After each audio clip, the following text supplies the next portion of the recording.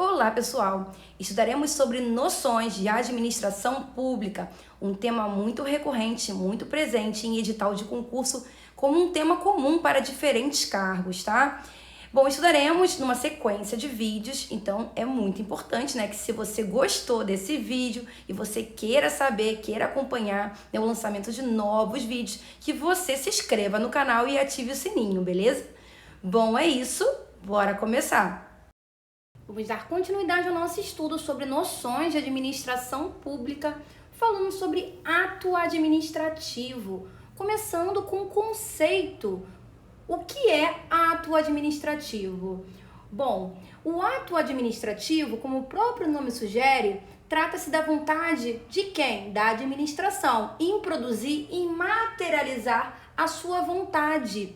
Para quem? Para um terceiro. É a forma como a administração tem de se comunicar com terceiros, com a coletividade.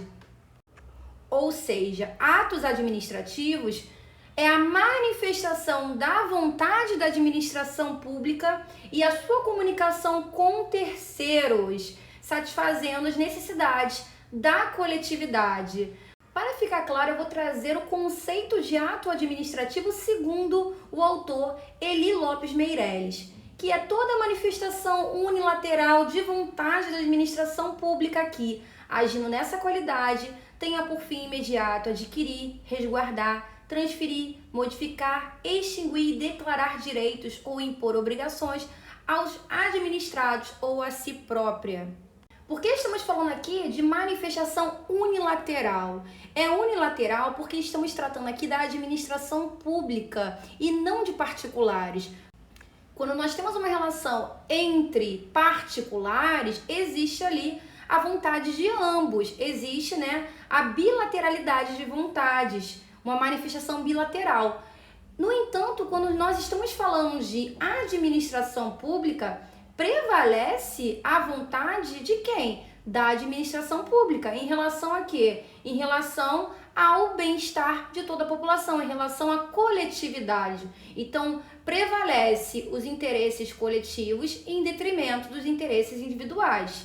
E como já dito, o ato administrativo é a manifestação da vontade da administração, é a materialização do desejo de um objetivo da administração pública que é o bem comum, que é a coletividade, através da edição de atos, da formalização disso.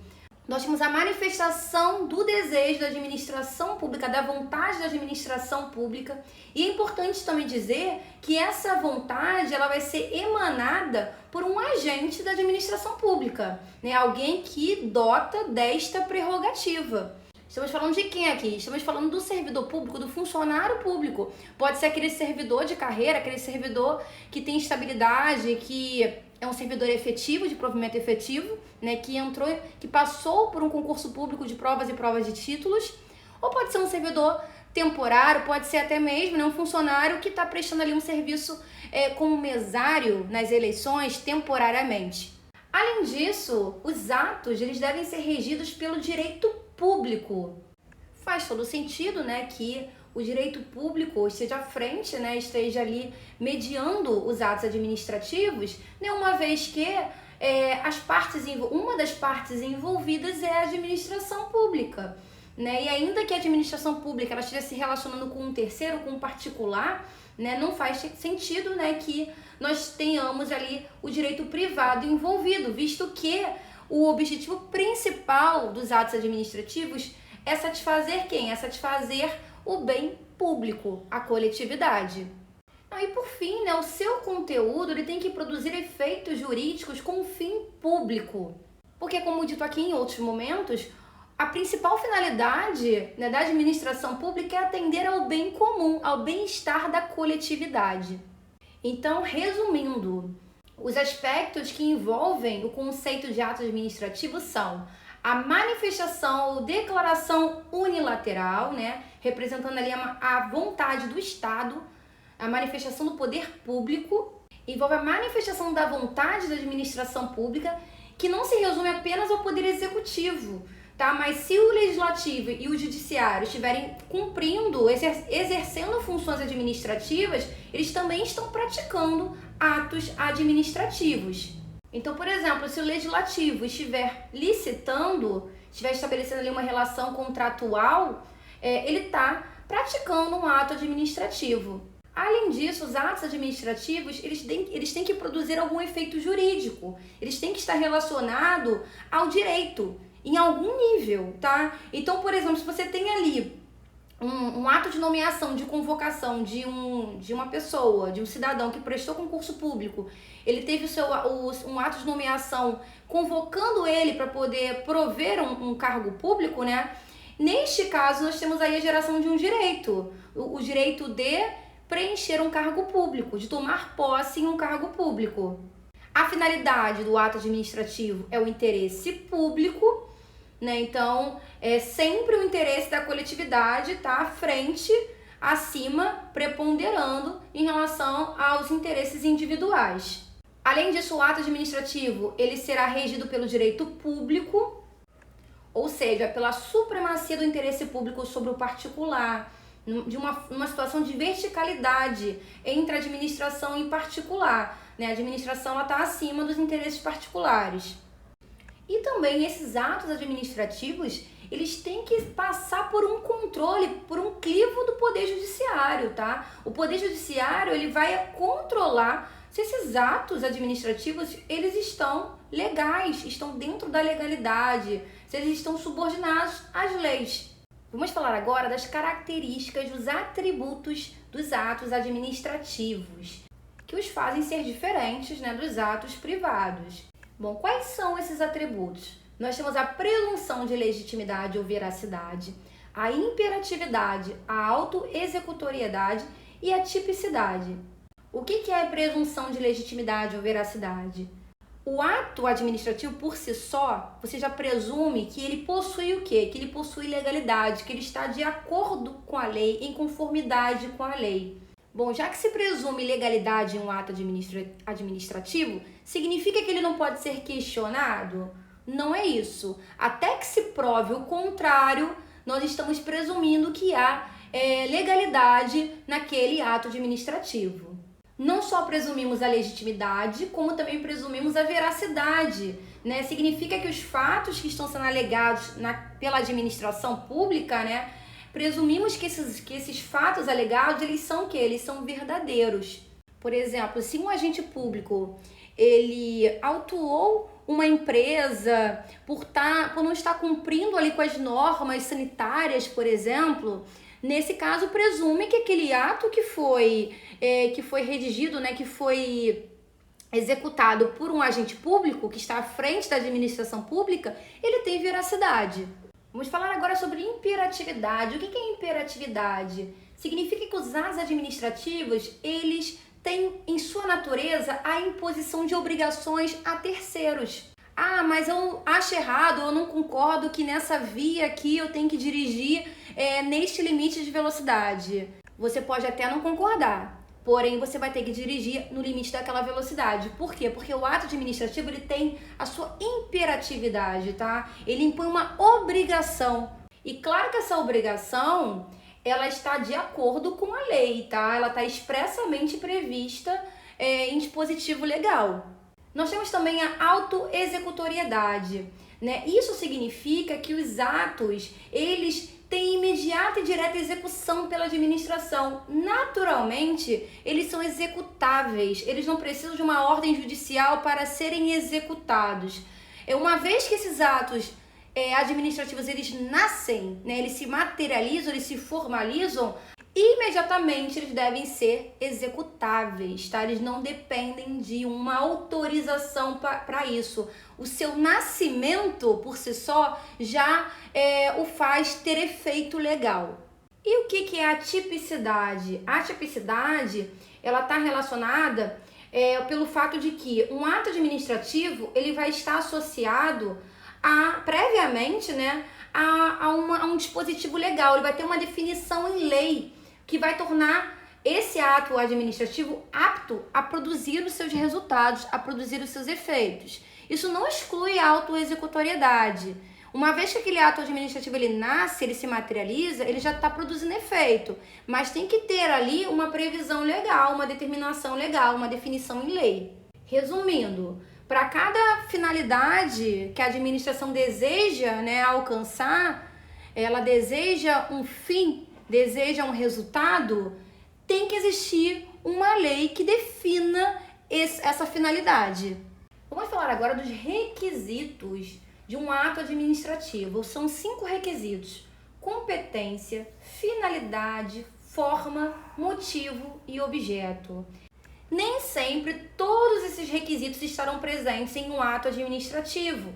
E daí nós teremos uma classificação que é dizer se um ato administrativo ele é vinculado ou ele é um ato administrativo discricionário.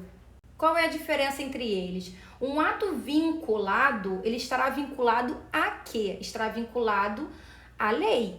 Ele vai estar previamente definido em lei. Ele não dá margem nenhuma para que o agente público ele decida utilizando ali naquele momento o bom senso dele. Não, o ato vinculado, ele está 100% vinculado à lei. Então, todas as decisões que serão emanadas por um agente público terão como base a lei. Já o ato discricionário, ele vai ter 3 requisitos que eles já vão ser previamente definidos em alguma norma.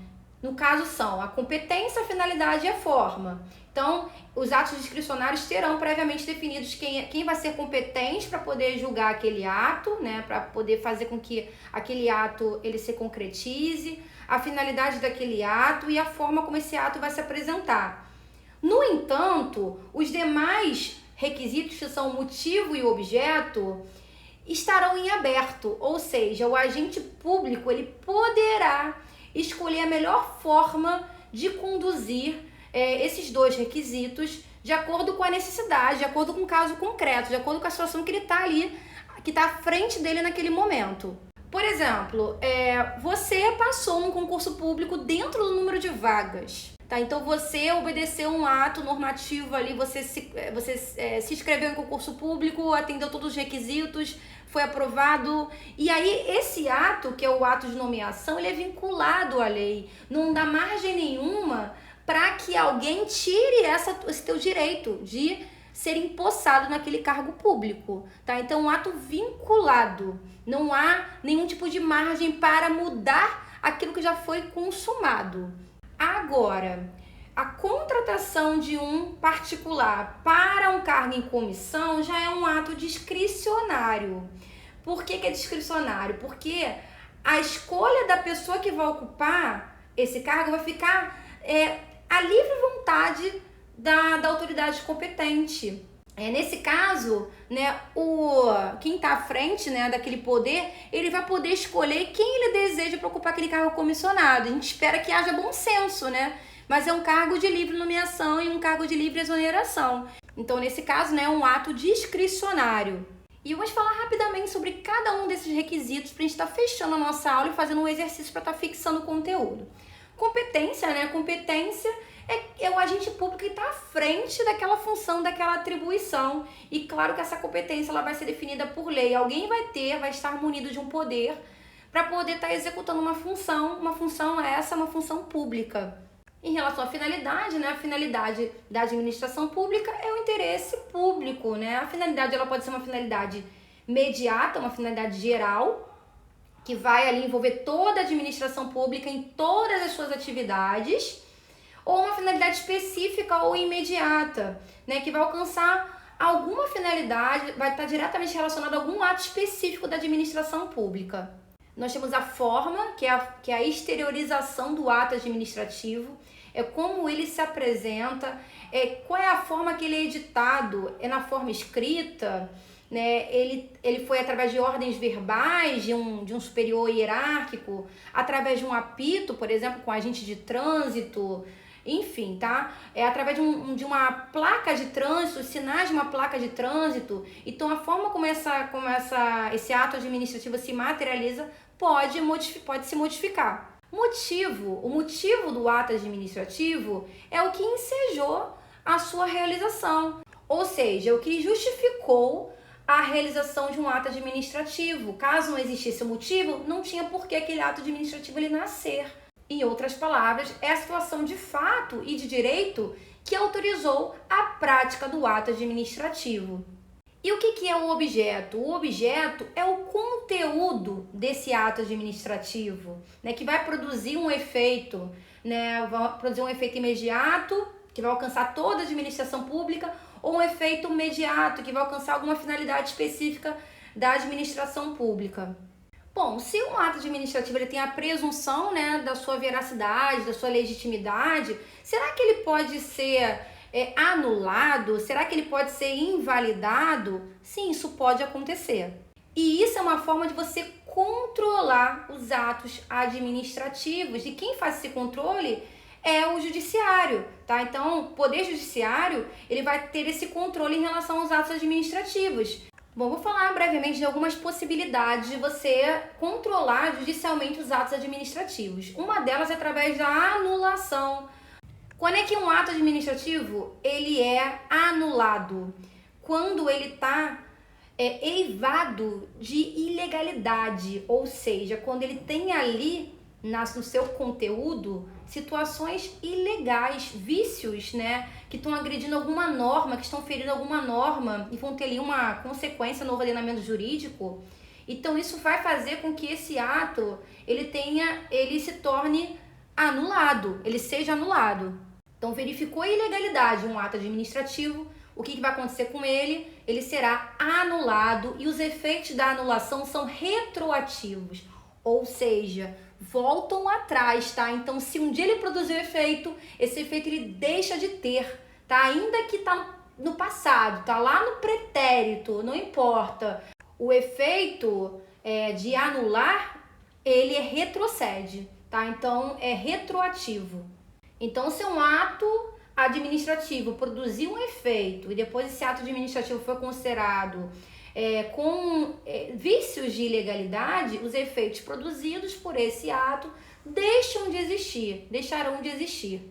E o que é revogação? Na revogação, não é que aquele ato administrativo ele tinha vícios de ilegalidade, não é isso. Ele não apresentava vícios. A questão é que os efeitos produzidos por esse ato deixaram de ser interessantes, de serem convenientes para a administração pública. Então, ficou mais interessante com que a administração pública retire esse ato do ordenamento.